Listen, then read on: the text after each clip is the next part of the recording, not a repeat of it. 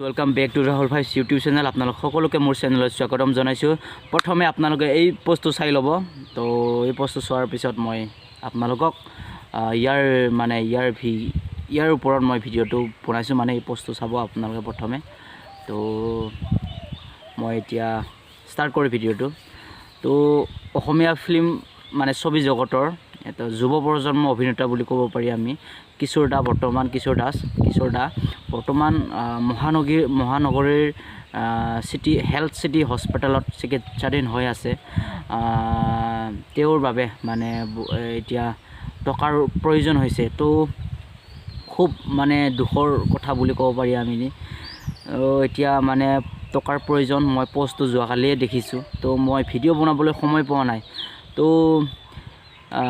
মই সকলোকে মোৰ ভিউৱাৰ্ছ আৰু যিয়ে ছাবস্ক্ৰাইবাৰ মই অসমবাসীক মই এই ভিডিঅ'ৰ জৰিয়তে মই এটা আহ্বান জনাব বিচাৰিছোঁ যে তেওঁৰ যি মানে চিকিৎসালয়ৰ যি খৰচৰ টকা প্ৰয়োজন হৈছে বৰ্তমান, তো ইয়াৰ বাবে আপোনালোকে যেন অকণমান সহায় কৰিবলৈ আগুৱাই আহে। ইয়াৰ বাবে মই আপোনালোকক মানে এই ভিডিঅ'ৰ যোগেদি মই আহ্বান জনাব বিচাৰিছোঁ। কাৰণ বৰ্তমান তেওঁ মহানগৰীৰ যি মানে হেলথ সিটি হস্পিটেলত চিকিৎসাধীন হৈ আছে।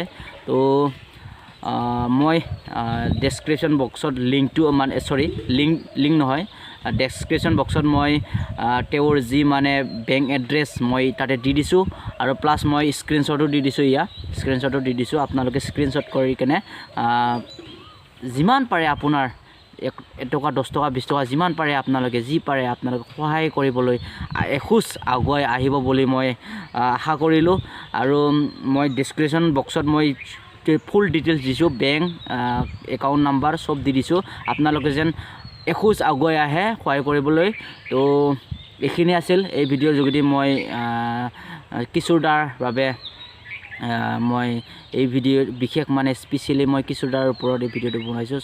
কিশোৰ দা আপুনি অতি সোনকালে ভাল হ'ব বুলি আমি মানে আশা কৰিলোঁ। তো ধন্যবাদ থাকিল।